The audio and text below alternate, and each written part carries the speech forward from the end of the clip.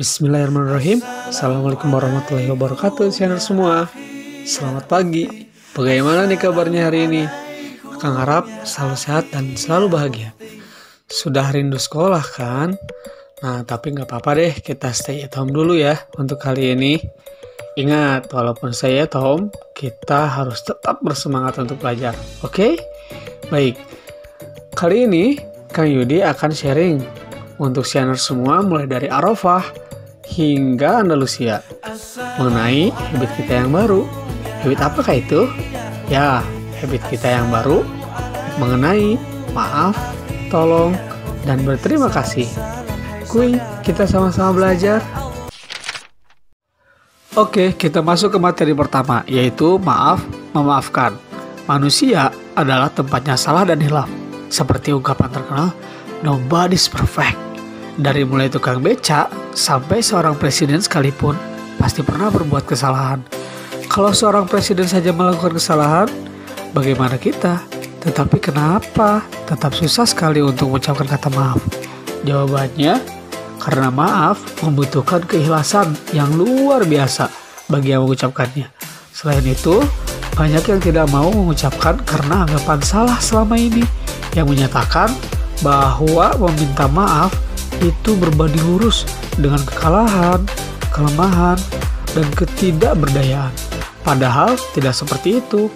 Meminta maaf justru akan membuat kita semakin mulia, bukan hanya di sisi manusia, namun juga di sisi Allah Subhanahu wa Ta'ala. Di sisi manusia, meminta maaf akan menumbuhkan rasa kasih sayang di antara kita sesama. Jika orang yang meminta maaf tulus dan ikhlas, maka itu bisa dirasakan oleh yang dimintakan maaf, dan hal tersebut akan menyambung kembali tali silaturahmi di antara keduanya. Oke, next, masih maaf memaafkan. Kalau tadi di sisi manusia, sekarang di sisi Allah Subhanahu wa Ta'ala. Orang yang meminta maaf tulus kepada orang lain akan dilihat olehnya sebagai orang yang rendah hati dan tidak sombong. Kesombongan sering menjadi alasan mengapa kita tidak mau minta maaf. Dari mulai sombong karena status sosial, harta, jabatan, pangkat, hingga karena merasa tidak bersalah. Ingat, kesombongan adalah sifat syaitan. Karena itulah sifat yang ditunjukkan pertama kalinya saat dia tidak mau sujud kepada Nabi Adam. Kesombongan dapat menghalangi seseorang untuk masuk ke dalam surga, meskipun bentuk kesombongan itu teramat kecil. Rasulullah SAW pernah bersabda, tidak masuk surga orang yang di dalam hatinya ada kesombongan, meskipun hanya sebesar biji sawi. Hadis tersebut diriwayatkan oleh Muslim. Meminta maaf dapat menghilangkan rasa sombong yang ada di dalam hati karena membuat kita bisa menerima keadaan diri sebagai makhluk yang tidak mungkin luput dari kesalahan. Mengucapkan maaf tidak berarti kita mengakui kekalahan, melainkan membawa kemenangan karena mampu menguasai emosi kesombongan yang ada di dalam hati kita. Maaf mengajarkan bahwa semua manusia adalah sama dan kebenaran adalah hak bagi siapa saja tanpa terkecuali. Oke, yang terakhir dari materi maaf memaafkan adalah dengan demikian kita sudah mengamalkan sifat baik nih yang dimiliki oleh Allah Subhanahu wa Ta'ala, yaitu Al-Ghafar, yang Maha Pengampun, Al-Ghafur, yang Maha memberi pengampunan, dan juga Al-Afu, yang Maha memaaf. Kan? Baik, kita masuk ke materi kedua, yaitu tolong. Manusia itu diciptakan sebagai makhluk sosial. Apa maksudnya? Maksudnya, kita tidak akan bisa hidup tanpa bantuan orang lain. Bahkan sampai meninggal dunia pun kita masih membutuhkan bantuan. Paling tidak 4 orang untuk mengangkat jenazah kita dan dimasukkan ke dalam kubur.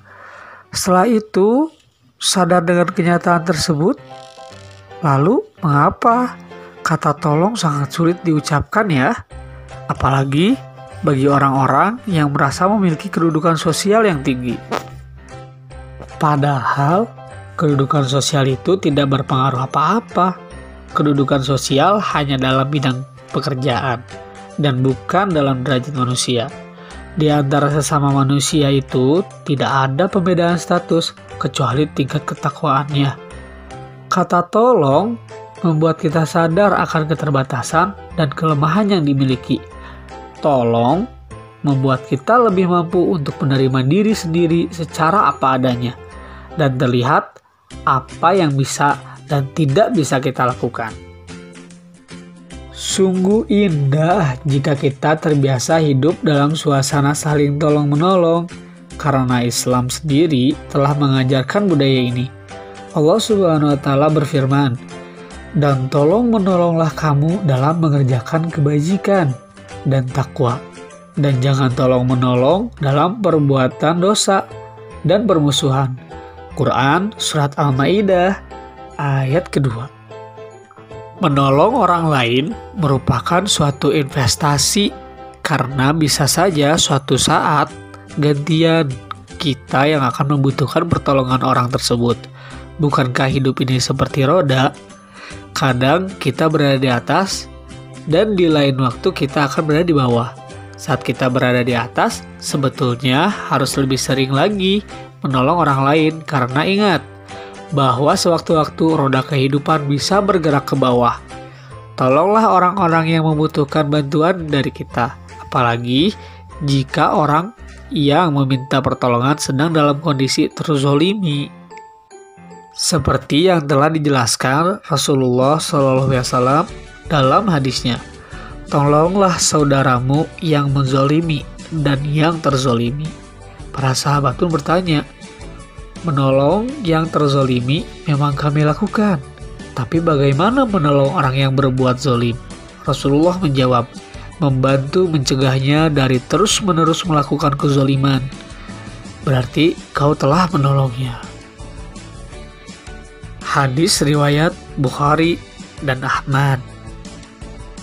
Baik, dari materi tolong tersebut, dengan demikian kita sudah mengamalkan sifat baik yang dimiliki oleh Allah Subhanahu wa Ta'ala, yaitu Al-Halim yang Maha Penyantun dan Al-Wadud yang Maha Mengasihi. Kita next ke materi yang terakhir, yaitu terima kasih. Ucapan terima kasih adalah salah satu bentuk rasa syukur kita kepada Allah Subhanahu wa Ta'ala melalui perantara manusia. Syukur sendiri merupakan hal yang diperintahkan oleh Allah Subhanahu wa Ta'ala dalam firman-Nya. Dan ingatlah, tak kala Tuhanmu memaklumkan, sesungguhnya jika kamu bersyukur, pasti kami akan menambah nikmat kepadamu. Dan jika kamu mengingkari nikmatku, maka sesungguhnya azabku sangatlah pedih. Quran Surat Ibrahim ayat ke-7.